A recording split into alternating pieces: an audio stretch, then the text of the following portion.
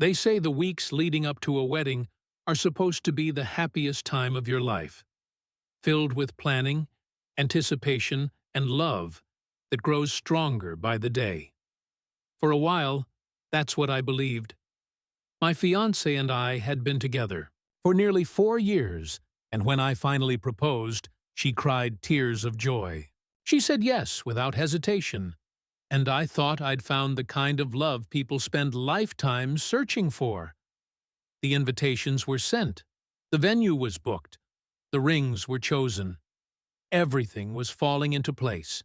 And yet, just when I thought nothing could shake us, she looked me in the eyes one night and shattered my world with a single sentence.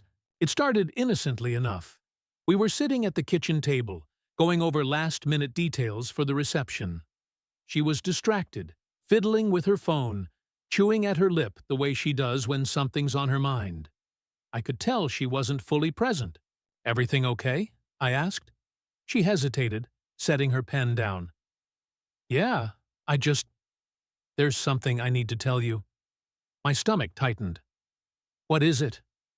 She looked down at her hands, then back at me, her eyes glassy but steady. "I love you.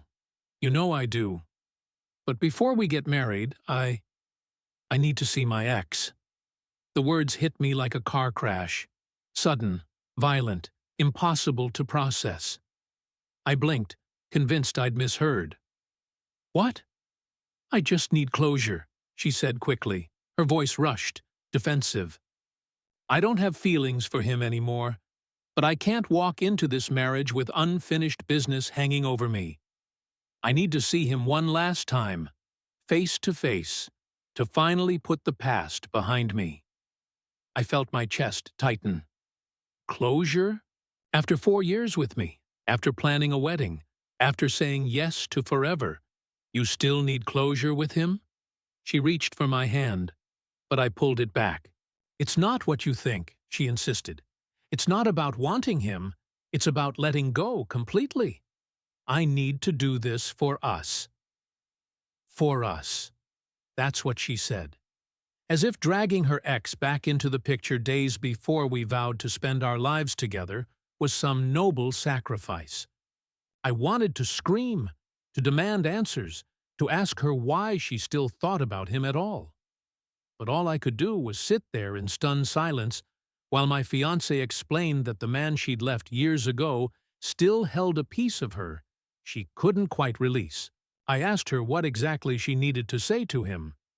Just that I've moved on, that I'm happy, that I wish him well. "And you can't do that in a text? An email? A letter?" She shook her head firmly. "No. I need to look him in the eye. I need him to know I mean it." I laughed bitterly. "Do you even hear yourself? You're about to marry me, and you want to look another man in the eyes and tell him you've moved on? How does that make sense?" Tears welled in her eyes. "Please try to understand. This isn't about him. It's about me needing peace." But I couldn't understand. Not then. Not when the woman I loved more than anything was admitting she still carried enough weight from her past to risk our future. That night, I slept on the couch. My mind raced with questions I didn't want answers to. Had she been talking to him all this time? Did she still love him, deep down? Was I just the second choice, the safe option, the one she settled for when her first love didn't work out? The next morning, she acted as though nothing had changed. She made coffee, hummed while she got ready for work, kissed me on the cheek like always. But I couldn't pretend. "Did you already talk to him?" I asked bluntly. She froze, then nodded. "Yes, I reached out a week ago. He agreed to meet. I didn't tell you because I knew you'd react like this." "Like this?" I snapped. "Like a man who just found out his fiancée is sneaking around with her ex days before our wedding? Yeah, I'd say this is a pretty reasonable reaction." She winced. "It's not sneaking. It's honesty. I told you before it happened, didn't I?" That was her justification. That she told me, after setting it up, after making the decision without me, after keeping it a secret, until it weighed too heavy on her. I felt sick. I told her if she went through with it, the wedding was off. Simple as that. She cried, begged, swore she loved me, that she wasn't choosing him over me.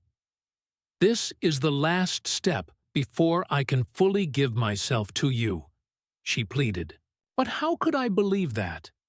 How could I marry someone who needed to revisit her past just to commit to our future? For days, we went in circles.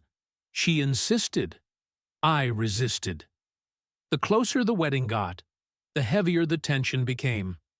Guests were already flying in, plans were already paid for, and I felt trapped between protecting my dignity and preserving the life we'd built. Finally, 2 nights before the wedding, I told her point blank, "If you see him, there is no wedding. If you truly love me, you'll let him stay in the past where he belongs." She looked at me, her face torn between love and defiance. And that's when I knew. I knew she'd already made her choice. The next morning, she didn't come home. She texted me late that night, confessing she'd gone to see him. She swore nothing happened, swore it was just closure, swore she still wanted to marry me. But by then, I didn't need her to say anything else. Her actions had spoken louder than her words ever could. I called the venue the next day and canceled. Told my family and friends it wasn't happening. Packed up my things and left the key on the counter. She begged me to reconsider, to forgive her, to understand she only wanted peace. But forgiveness doesn't erase betrayal. Understanding doesn't undo disrespect. She said she loved me. Maybe she did. But love without trust, without loyalty, without boundaries, it's not enough. And as much as it broke me, I realized I'd rather walk away single than walk down an aisle knowing I'd always be competing with her past. So when people ask me now why the wedding was called off, I don't tell them the whole story. I don't explain about the late-night confession, the closure, the tears. I just say, because love isn't about needing to see your past one last time. It's about choosing your future without hesitation. And she couldn't do that.